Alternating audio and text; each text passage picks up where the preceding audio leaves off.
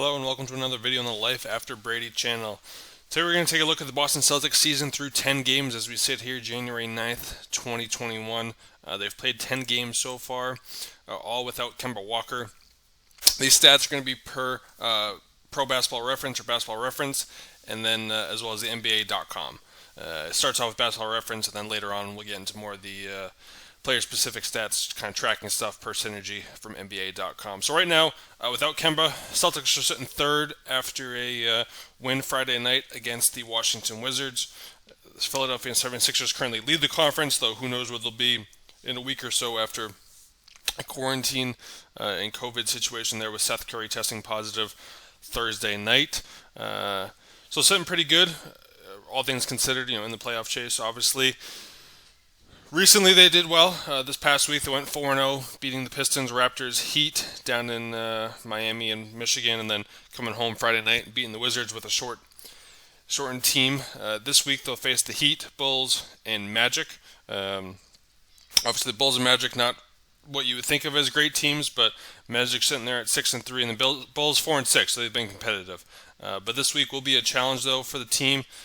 Currently, without at least for their main players, Kemba out, though they did announce Friday night he'll be returning to practice, and then Grant Williams, Robert Williams, and Tristan Thompson all out due to health and safety protocol right now. So that's obviously quite troubling for the team.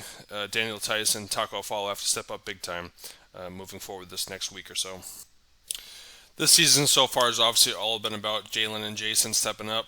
The two of them, 26.3 and 26.9 points per game, leading the team. Top 20 in the league. We'll get to that number later on. They've really just stepped up huge with departures of Hayward and Kemba. Smart's been consistent. We'll get to him in a little bit, but 12 points per game, about where he's been. The concerning thing for me from a team perspective is the three-point numbers. You currently have Jaylen, Jayson, Pritchard, Teague, Grant Williams, and Semi all shooting above 40% from three. Hard to think that's sustainable. Certainly Tatum's number is sustainable. Maybe he drops a percentage or two. Jaylen, though, I don't think has ever been a 40% or above three-point shooter. And then Pritchard, Williams, and Semi, just hard to see them keep that up. And then Teague, obviously 50%. That's not going to continue. So, they're not scoring much, but that's 9 to 12 points a game that you're getting. That could be 6, obviously, later on in the season. So that's a number I'd be scared about moving forward. I do think Jaylen and Jayson can continue at this rate, 26 points per game. They've been special, and I think that can continue. This is the team statistics. It kind of just shows you what I was just talking about. So three-pointers, they're not shooting a ton, 25th in the league, down 10% from where they were last year, but they're 5th in percentage, up about 3%, which without Kemba and Hayward, that's a bit surprising. So that 5th number I would expect would drop, though if that they shoot more, then it could leverage out there. And then the other thing, and I'll get on this later with Tatum, but just the free throw attempts, they're currently getting the 21st in free throw attempts with 20 a game, down 10% from where they were last year. I think that's just crazy. That will really increase as Tatum gets more and more respect on his drives, which we'll show later on. And then there's the Tristan Thompson effect, up 10% in offensive rebounds.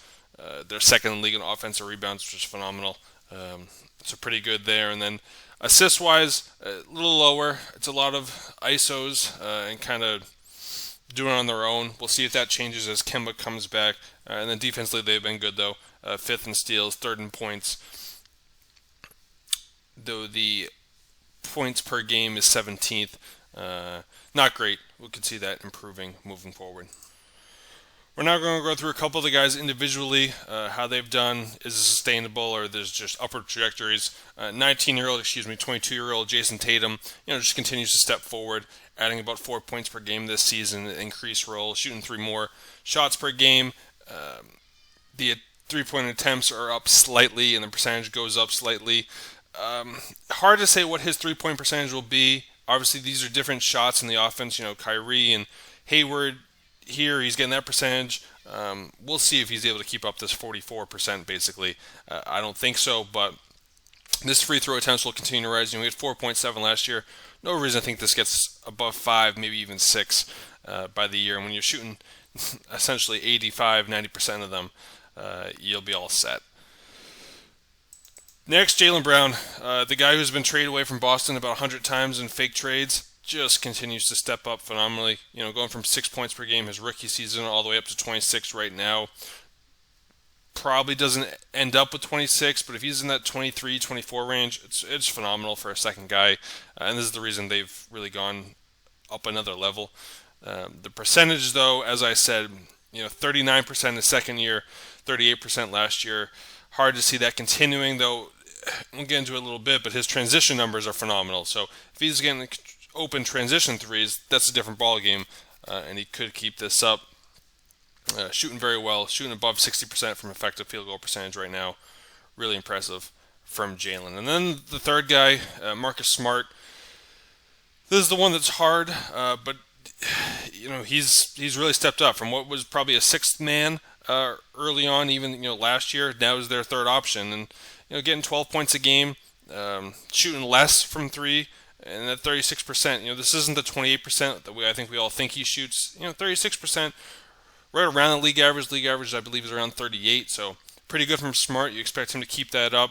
And if he can get a couple of games, 18 or so, that's how they win. And, obviously he does it in more ways than just offense. He's a defensive focus.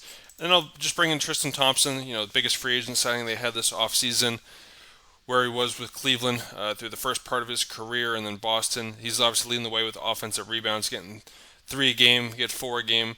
The last couple of years, obviously, Cleveland missed a little bit more than Boston is this year.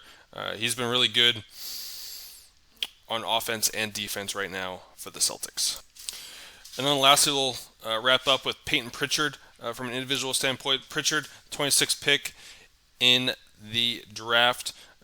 All of his numbers, now the Celtics have played the most, so that's part of why he's kind of skewed here. His points per game and assists per game and all that stuff isn't the best, but 5th in total points, 2nd in total minutes, 3rd in total assists, and 3rd in win shares. He's been great. You can see his numbers here, 23 minutes a game, 8 points per game, 2 rebounds, 3 assists. It doesn't line up with some players, but he's been very good. And this is really a key to be able to have him step in, play well. You're not having to play Jeff Teague big minutes, really replacing Kemba well. Let's get into some league leading stats and kind of some more synergy stuff from NBA.com. Jaylen and Jayson currently in the top 12 in points per game. Beal leading the way, as you guys saw last night, with 35 points per game. He's been really good for the Wizards, though they've stunk. But Tatum 9th at 26.9, Jaylen 12th at 26.3. And then this is just the free throw numbers I was talking about. 3.6 free throws a game, 4.3 for Jaylen. This is going to increase. He's not a just shooter like CJ, even Kyrie to a degree. I don't think he's going to end up with this 7 or 8 like these guys do. He doesn't have that level of respect, but no reason he's not a 6 like Ja is. I know Ja will drive more than Jaylen does, or Jayson does, but I think that increases from here. And then you see his 3-point numbers, very good, right along with some of the best players in the league right now. And then, as I said, offensive rebound percentage. This is guys that have played more than 20 minutes per game. Tristan's 4th with 12.5% offensive rebound percentage behind Jared Allen, Clint Capella, and Andre Drummond. Moving on to kind of league leaders in transition and then points off turners, fast breaks. I was trying to see how Jaylen's getting his points. He's getting them in transition is where he's really increased, it looks like. You see Jayson and Jaylen here, down here at 13 for the league leaders in points off turnover. So, they're turning that defense into offense. And then this is the fast break points. He's at 4.9 fast break points per game, 4th in the league. And then he's 2nd in transition points with 7.9. Giannis 1st with about 9 points per game on transition. And Jaylen shooting 67%. So really doing well in transition there. Next thing we're going to look at here is how the Celtics are doing in kind of smaller groups or just in their lineups. So this is their 3-man lineups, guys that have played in 6 games or more together. It's the Jayson Tatum and Peyton Pritchard show right now. Tatum is in all 4 of their best lineups. These are sorted by plus minus. So your best lineup right now is Tatum, Brown, and Teague, getting 5.8 minutes per game and nearly plus 7 in plus minus, and then Peyton Pritchard finishes out the next three with Tatum. Basically, you're switching off between Robert Williams, Grant Williams, and then Semi. So Robert, more the defensive force, pick and roll guy, and then Grant and Semi more pick and pop. Three guys is why they've been so good and all averaging better than plus 5 on the box score. Next, we looked at 5-man lineups. This is hard. This is really small sample size. I sorted by plus 3 for games, but you look at this when they played 4 games together, but 1.6 minutes per game, so obviously not much. Is the best lineup at plus 2.8. It's Brown, Tatum, Teague, Robert Williams, and Pritchard. The commonality you're going to see, obviously, is Brown and Tatum. You get Tatum, no Brown, on this one, and then Brown and Tatum on this last one. Kind of sorting between Robert Williams, Semi, Smart, and Tice here. The worst lineup they actually have, which I don't have here, is their starting lineup of Thompson, Tice, Brown, Smart, and Tatum. Kind of interesting there. They're the worst percentage, and I believe they've actually played the most too. So you'd hope that improves moving forward. Next, we're going to get into play types to finish this up. So we'll go through isolations, pick and roll ball handlers, and then off a screen. So isolations, Tatum has the 4th most isolations in the league right now at 4.8. Still 3 below Harden, the Harden show in Houston. And he's just not been good. 0.73 points per possession, which is the bottom 15% in the league, so pretty bad there. It's about free throw percentage, though. So Jaylen is getting 2 a game and has not shot a free throw on those. And there's about 6 guys that are, along with Jaylen, of not shooting a free throw on any isolations, with enough isolations to kind of track. But Jayson is just above that with 2.1% of the time getting free throws, so the 7th lowest rate in the league. I think that will increase. The more respects he gets, I expect that to increase, and then this should be up to about 1.